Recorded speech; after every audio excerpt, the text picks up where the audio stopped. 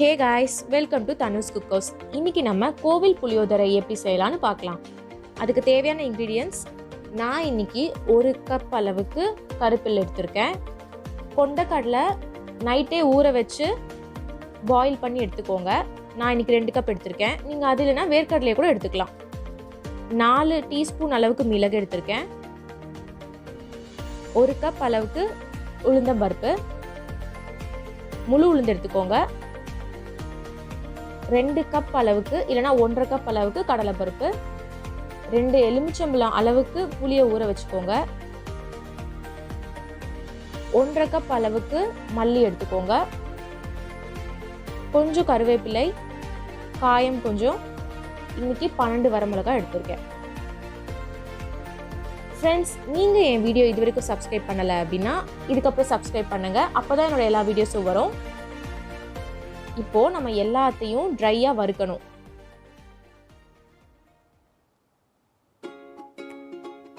இது நீங்கள் நிறையா குவான்டிட்டி செஞ்சு கூட சேவ் பண்ணி வச்சுக்கலாம். நம்ம அதுக்கப்புறம் யூஸ் பண்ணனா கூட எடுத்துக்கலாம். இப்போ மல்லி ரெடி ஆகிட்டு இருக்கு. நல்லா உங்களுக்கு அந்த கோல்டன் கலரில் மாறுறது தெரியும். ஃப்ரெண்ட்ஸ், நீங்கள் ஏதாவது டிஷ் நான் செய்யணும்னு நினைக்கிறேன் அப்படின்னா கீழே இருக்கிற கமெண்ட் பாக்ஸில் போடுங்க. அதை நான் செய்ய ட்ரை பண்ணுறேன்.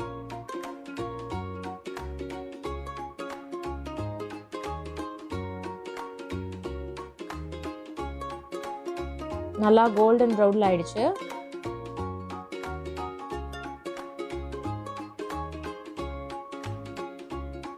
இப்போ உளுந்தம்பருப்பு வந்து உடைச்சது எடுக்க வேணாம், முழுசா இருக்கிறது எடுத்துக்கோங்க.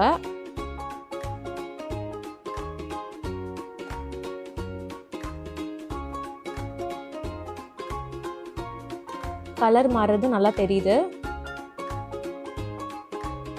அடுத்து மிளகு போடுறோம். மிளகு ரொம்ப எடுக்க வேண்டாம், கொஞ்சம் கம்மியாகவே எடுத்துக்கோங்க. நான் இன்னைக்கு 4 டீஸ்பூன் அளவு எடுத்துருக்கேன். கருப்பெல்லு இல்லை அப்படின்னா வெள்ளை எள்ளு போட்டுக்கலாம்.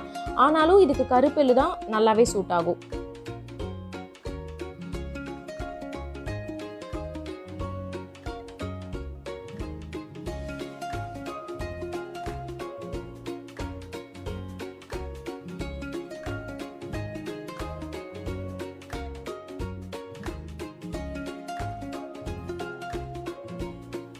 அப்புறம் ஃப்ரெண்ட்ஸ், கொஞ்சம் வெந்தயம், கொஞ்சம் சீரகம், இதை வந்து ஒரு 2 நிமிஷம் போல் இல்லை 3 நிமிஷம் போல் வதக்கி எடுத்துக்கோங்க வெறும் சட்டியில்.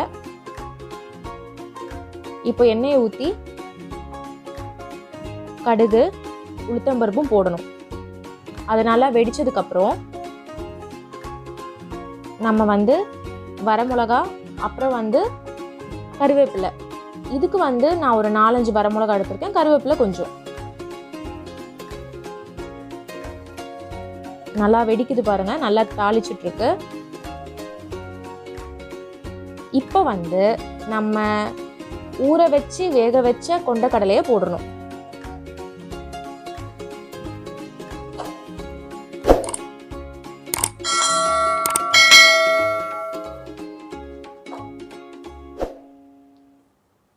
இப்போ நம்ம புளி தண்ணி வச்சிருக்கோம் இல்லையா, அந்த புளி தண்ணியை ஊத்துறோம். நம்ம எல்லாத்தையும் வறுத்து வச்சுருக்கோம்ல, அதை வந்து மிக்சியில் போட்டு அரைச்சி எடுத்துக்கணும். அதை எடுத்து நான் இப்போ 2 ஸ்பூன் ஆட் பண்ணியிருக்கேன். அது போக மஞ்சத்தூளும் உப்பும் ஆட் பண்ணியிருக்கேன். அந்த தூள் ரெடியாக இருக்குது பாருங்கள். இப்போ நான் அதை ஆட் பண்ணிட்டேன்.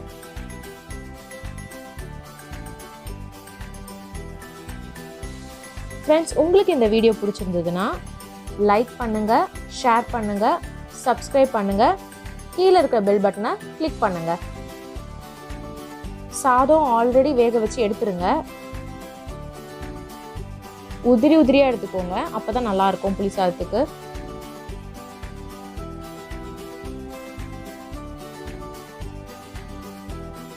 சுவையான கோவில் புளியோதரை ரெடி. பாய்.